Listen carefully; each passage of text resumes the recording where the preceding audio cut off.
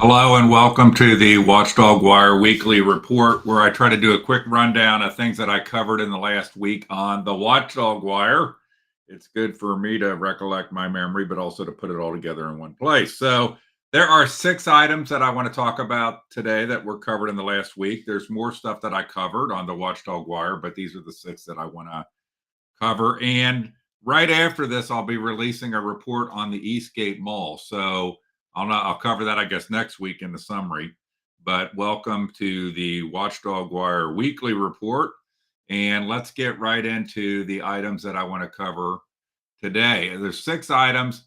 The first item that I want to talk about is Aaron Haslam. So there were what do we got here? Like 1, 2, 3, 4, 5 links. And I'm gonna put all these links in the video that result from doing this live stream. I'll put all these links so that you can go to these different stories. So to net it all out with Aaron Haslam, I filed challenge number 2 to his voter registration. So the Supreme Court had a decision in what I'll call challenge number 1 to his voter registration at his fake apartment, um, the in West Union. So challenge number 1 went through the Supreme Court in a mandamus action, and basically they said that first off, they seem to be very supportive of the narrative that I had. They seem to be very negative towards the Board of Elections in Adams County for its nonfeasance or malfeasance and not having a hearing. So but in that decision, they said I had not specifically requested for the matter to be remanded for a hearing at the Adams County Board of Elections, so they could not grant that relief. But by the way, that is a significant Supreme Court thing in and of itself, because most every mandamus action that's filed says this relief or other relief as the court may find appropriate. That's a common line. And basically, in this decision, they're saying that is meaningless. That is a meaningless line that they have no ability. So the Adams County Board of Elections and Stephanie Lewis and Brian Schreiber, the outside counsel, are trying to prevent there from being any hearing, because if there's actually a hearing, the Aaron Haslam House of Cards is going to collapse. So they're protecting him illegally, improperly. They should all be wiped out on that Board of Elections, but they're trying to do everything they can to prevent Aaron Haslam having to sit on the stand and explain how this works, that everything about him is Hamilton County except the fake apartment, where he doesn't use enough water to shower, and where David Kelly also used for his fake registration for multiple years. So they want to prevent that at all costs. So challenge number 2, they did the same thing. It's embarrassing what the Board of Elections does in Adams County. What's funny is we have almost no faith in institutions anymore in America, and they just keep doing stuff to have us have less faith because they just think they're completely unaccountable to anything. So I did a couple things. First off, is I live streamed that hearing. So of these links that I have out here, there is a video on me filing the challenge, a live stream of the October 6th Board of Elections hearing, a clearer video of that. So I have a method by which I live stream, but then I usually also record it on a higher definition video at the same time. I did a status report on the Supreme Court filing. What's so funny is Stephanie Lewis also, if you go watch that report, she also, I'll click on that one to pop it up here. She also has basically fraudulent minutes. And so one of the things holding me up is that the Board of Elections in Adams County is producing fraudulent minutes relating to their meetings, which is, that's a good look. That's a good look for you to basically have your minutes be incorrect and inaccurate. It's almost like they write the minutes before they have the meeting. It's crazy, isn't it? And then when the meeting doesn't go down exactly as planned, there's can be the minutes can be out of whack from what actually happened. By the way, they also don't audio or video record their own meetings, so they have no record of that either, which is disgusting. It basically just says we're corrupt buffoons. And all of the board. You also get a great chance to see what you don't realize if you are not heavily involved in the system is that Democrats and Republicans are mostly uniparty. They protect each other. That's what's happening in Adams County. Stephanie Lewis is a Democrat. You would think that she would be all about election integrity when it involves Republican office holders, but no, it's uniparty. So most everything that happens around us is uniparty, and the both sides keep us entertained by their kind of back and forth. Probably in Adams County, the Democrats just coalesce to anything the Republicans want because they know they pretty much can't win any offices except Brett Spencer as judge. The Democrats, so they just go along. Usually, the lawyer class is behind that because they want to be able to still get contracts and bids on projects and so forth. But it's if you think that the two parties are actually two, they're not. They use shiny object issues like pro-life, guns, trans, whatever the hell, to keep us all distracted with the shiny objects while we basically get screwed by them on the things that affect our daily, everyday lives. Okay, so let's go. That's you can watch those things. There's that's 5 different things. The last one that's fun is, I'll actually click on that one to pop it up here for a second. Is Alex Schaefer, who I know from Columbus, a great guy. His family has long roots in Adams County, and he's thinking about doing the same thing Aaron Haslam's doing because it's okay in Adams County. You can just come there and run for office, and I tell you, he'd be a million times better and more connected to the people than Aaron Haslam could ever dream. So there's a kind of a fun video that's Alex and I talking about his run for office, and one of them is. We poke fun at both Aaron Haslam and Kelly Jones on the Coochie Express because Kelly Jones seems to refuse to get back to me on the tour that he insisted I take with him of the county, which I want to do, but I think he's afraid because he knows that now I've figured out that some of the things he told me in our interview are not true. But I'd like him to be able to clarify that. I try to be very professional, but I won't tolerate somebody like Kelly Jones being a clown who tells me he wants to get together and do a tour. Actually insisted upon it in return for doing an interview with me that he would do that I would do a tour with him, but then he never actually does it. So okay, so let's get back to the next thing that I want to cover, which is the Batavia Village Candidate Forum. So I live streamed, and I'll just put it up. I'll let these things play in the background. I'm going to put all these links. I live streamed the Batavia Village Candidate Forum, and it's highly controversial.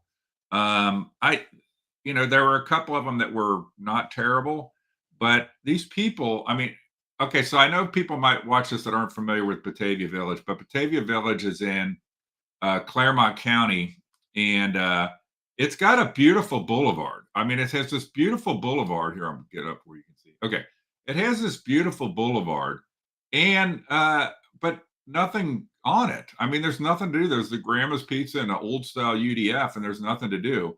And there doesn't seem to be any real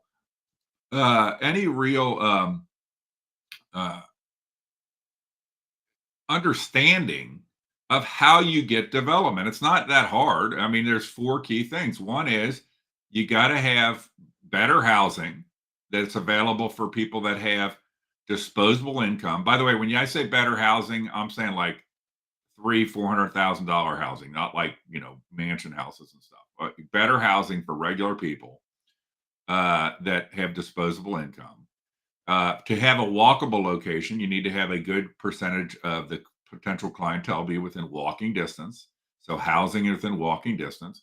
You need to have a strategy to get new good jobs, not fast food restaurant jobs. You need to have a strategy for getting the schools better and better. And you need to have a strategy to have innovative retail that people are interested in. The funny part is probably more people be familiar with Union Township, where I live in Clermont County, than Batavia Village or hang out there. And Union Township's a much different animal. But if you look at what's happened there, you had TQL, jobs, jungle gyms, innovative retail, housing. Originally, it was Avalon and Echelon high-end apartments that are proximate to where jungle gyms is. So you had those 3 things, and then you had a significant investment in the schools, where West Clermont got a new high school, And it just shows what collaboration really looks like. Batavia Village School District, on the other hand, has walked away from $45 million, doesn't collaborate. It's political. It is all political. And whenever you smell political in Clermont County, Linda Fraley, Linda is close at hand. And it has to do with the Batavia Township Old Guard not wanting Batavia Village to be successful and getting a bunch of useful idiots to basically be parroting that. So if you watch this candidate forum, I might do some extra clips on it, but if you go watch it, what's so amazing is every business on Main Street gets dissed. Every business and development on Main Street gets dissed by candidates.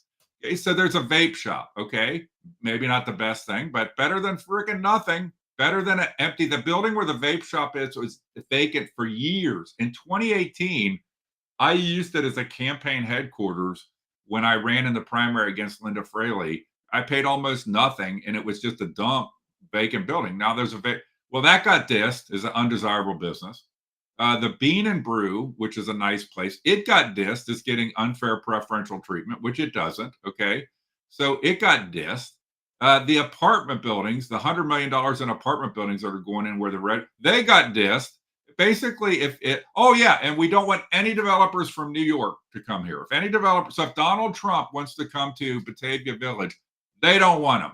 It is almost moronic listening to these people. It is just moronic. And talk about cutting off your nose to spite your face type mentality. That whole area, I put out a video on it. I should have put it in the links. But that whole area of that Main Street in Batavia Village,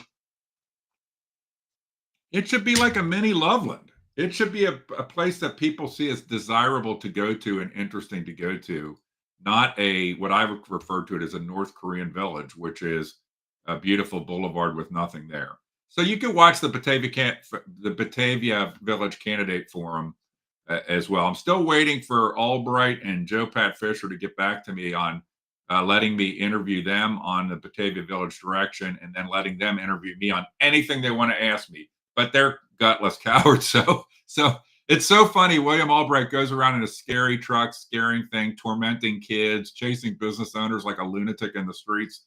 But he doesn't have the balls to actually sit down with me. The guy is a ballless wonder. All right. So, okay, let's go on. The next thing I wanted to hit on is the third story set of stuff I reported on is this Milford Wrestling allegations of inappropriate sexual content and contact relating to female wrestlers that involved, there's a whole trio of Jason Babinek, who was the coach before then. Coach Courtney Walsh became the coach, who is the main source of the allegations, who then had Tony Brothers, who had, I guess, is a friend of Babinek, and but also then was assistant coach under Courtney Walsh. So there's a lot of drama. The only one out of these people that has talked to me openly, no limits on questions, did it almost immediately, is Courtney Walsh. Okay, so Jason Babinek walked past me today. He's the one that supposedly, if you followed this story, is the original source of the inappropriate content relating to women wrestlers on the Milford Wrestling team. So Jason Babinek is alleged to be the original source of that. He walked past me today. Jason Babinek filed a idiotic, in my view, protection order against Courtney Walsh, which will only come back on Jason Babinek because it's so dumb. It should not have been granted. By the way, you'll notice if you go watch that report that the judge in the matter is Victor Haddad. Okay. I just had somebody tell me today about Victor Haddad, not yet today, last week, about Victor Haddad telling them, this is hearsay, get certain cases before him so he could get the right kind of rulings in place. If that is true, by the way, Victor Haddad won't talk to anybody, but if that is true, okay, and he is the judge on this. Now, a magistrate actually did it. Jason Babinek seems to have political connections with some of the old guard people in Clermont County. I can tell you, looking at the protection order that was requested, it was granted ex parte. Go watch the report if you want to know what that means. That doesn't mean it's permanent. It doesn't mean It's kind of temporarily granted before there's a full hearing. If you go look at it, it never should have been granted. It is absolutely wrong that it was granted. But Victor Haddad is stamped as the judge over it. So I think it casts suspicion because in a protection order, there's only two reasons, to my understanding. I'm not a lawyer, that are valid for a protection order, which is threat of violence or fear of violence. And the second one is that you're being mentally incapacitated. And that's not just, a little bit. That's that you can't work. You have to get psychiatric help. None of that is even alleged in what Jason Babinek filed. So it's kind of moronic. It's that it was granted looks sketchy to me. And Victor Haddad has to be accountable to that because he's the judge. A magistrate handled that, but he's the judge that was assigned the case if you go look at it. So that's a Milford Wrestling thing. The last thing I want to say about Milford Wrestling is that Tony Brothers had told me, I can't remember what day it was, a couple weeks ago, I saw him in the park. I went on a Tuesday. It was on a Tuesday. It might have been the 30th of October, something. 30th of September. He said at that time, and we actually did a little video together, that he was going to do an interview with me on within a week. Then, so Tuesday came and went, and they told me that, so that would have been Tuesday. I think it would have meant he would have done the interview by Tuesday the 7th. Then he told me that he would let me know that we do it on Friday, the 10th, and that he would let me know when we were going to do it, or where we were going to do it, and what specific time we were going to do it. And then he never followed through. He didn't follow through on Wednesday. That he was going to tell me by Wednesday, end of day Wednesday, when we were going to do this. I'm trying to adjust these screens here. There we go. When we were going to do this interview. He did not get back to me on Wednesday. And then on Thursday, he told me he wanted to postpone the interview because he wanted to get some more records on other things and cover those as part of his interview. Okay. So I told him, okay, get your records. I want to make sure I get authentic copies of them. But that's the deal. So it's postponed. I don't know why he didn't know, on Wednesday, when he was going to tell me on Wednesday that he was postponing the interview, but that's the deal. So that interview is postponed. Okay. So let's go back here and look at what I had next on the list here. I just want to hit real quick Chief Clements in Union Township. So I did my thing on the baby box and on the baby safe haven.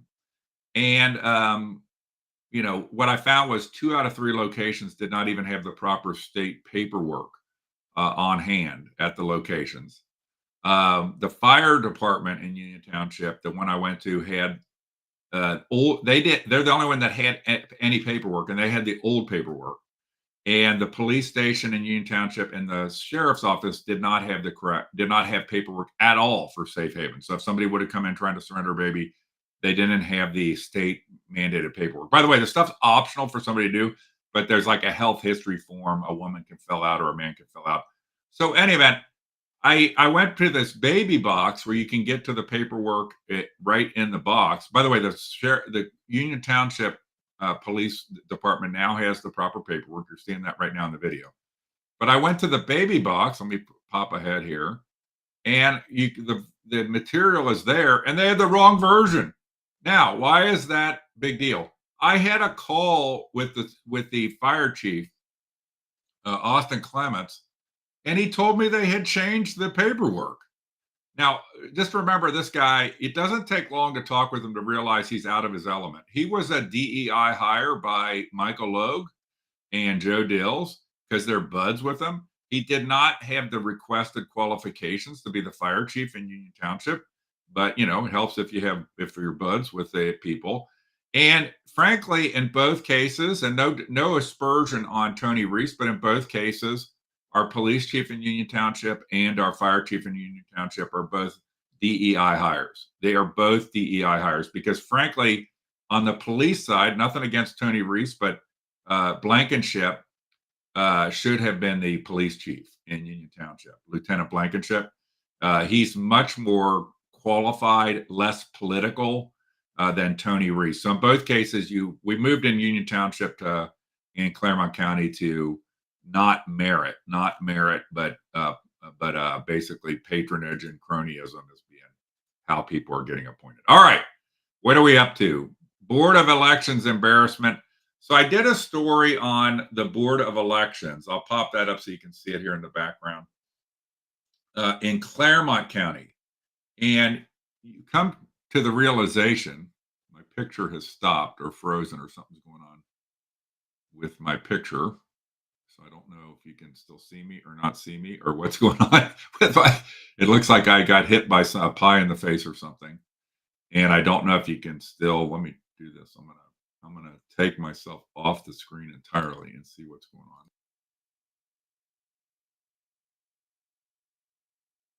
Try to put myself back, and I'm going to put myself down a little small in the corner here. So okay, since I'm frozen up, at least my video's frozen up.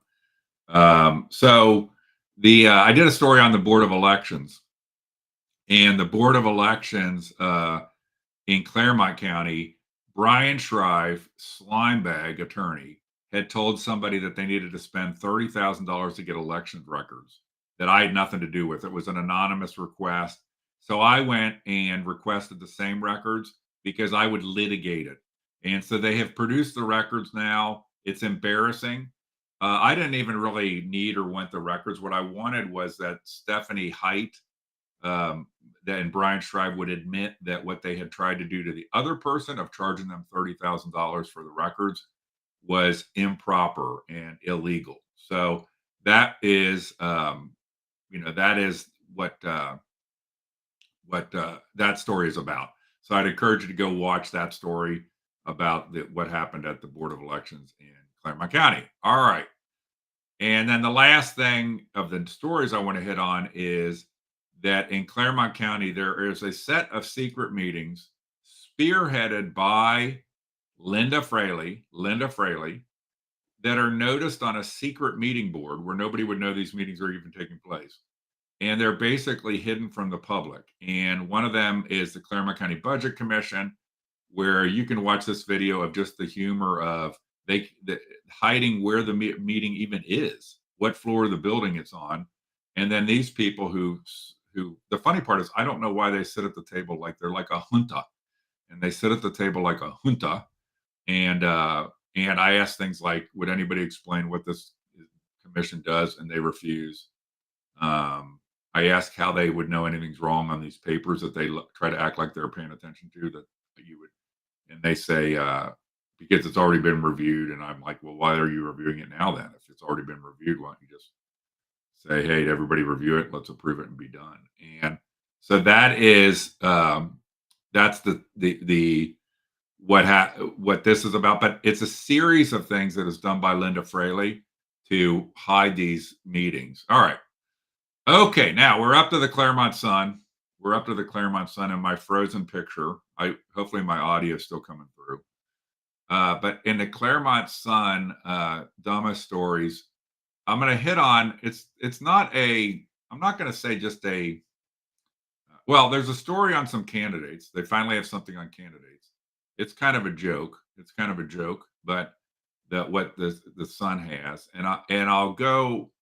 Tell you what I'm going to do here. I'm going to just go ahead so they have it here. Look at this is where the story starts on page 1, and it is the formatting makes it almost unreadable. Look at the way it's formatted. It says over here on the far left, here's all the things that we asked them for, and then it just kind of has them. It doesn't put them side by side. Doesn't put them like in a table for a certain. And there's only let's look at this. 2 candidates. And then we're going to go to another page. 2, 3, 4. The entire Clermont Sun's campaign coverage, election coverage, is 4 candidates across the entire county. 4 candidates. All right. Look how stupid this is. Okay, and they want to say they're credible, but the one that really caught my eye is Scott Wolf is running for. Scott Wolf is, really is like the ambassador for why not to go to New Richmond, why to stay away from New Richmond. He is the guy. Hold on, I screwed up. He is the guy that is famous for telling me to lick his balls. Let's listen. You want to have a meeting, you stupid bastard. You call a meeting. Are you mental? Are you under any mental evaluation? Fuck. I've heard stories about you. Lick my balls. Lick your balls? Both of those properties, according to. Okay, so that's Scott Wolf, and I wish him the best in his run. Nothing says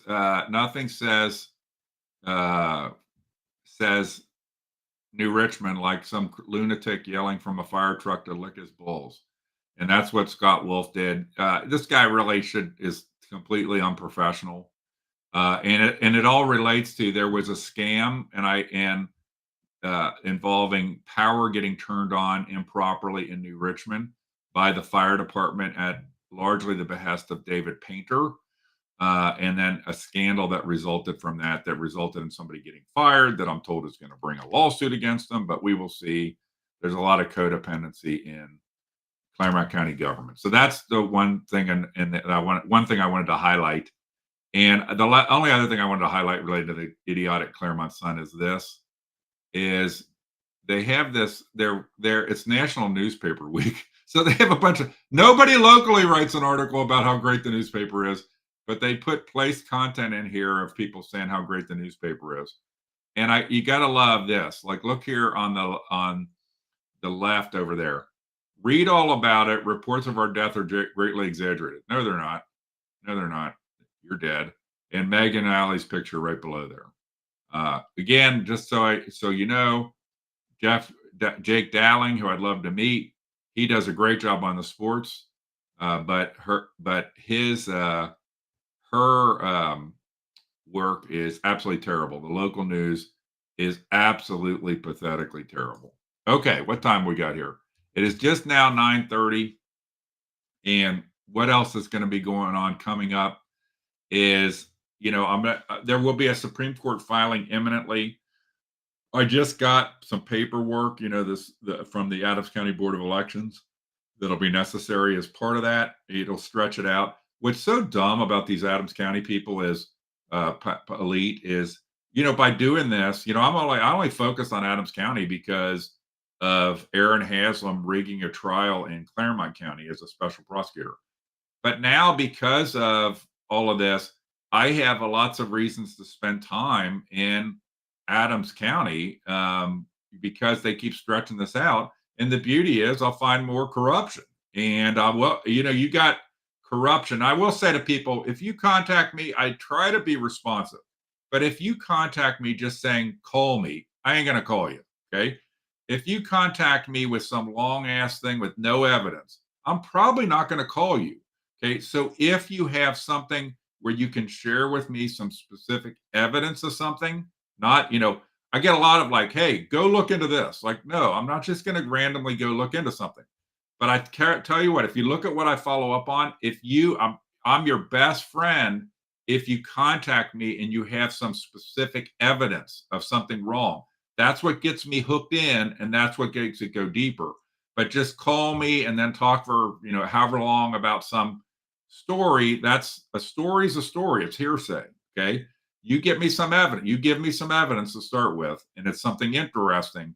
Then I will go from there. And, one of the stories I'm just craving to cover is this Gaffin thing, but Braden and Braxton Gaffin apparently I don't know what their deal is. It's been like a month that they were going to look at the videos of the trial and tell me 3 or 4 things they wanted to highlight. And so they've kind of seized up as far as I can tell, but I'd love to be covering the Gaffin case more. And so any event, that is it. I want to thank you. Sorry for my picture freezing up. On the screen there. Hopefully you can still hear me. And I'll figure out what the camera issue is that caused it to freeze up. it happened to me once before the camera froze up, and I found that the technique of unplugging it and plugging it back in seemed to fix it for a very long time until today. So, hey, have a great Saturday. Have a great weekend. And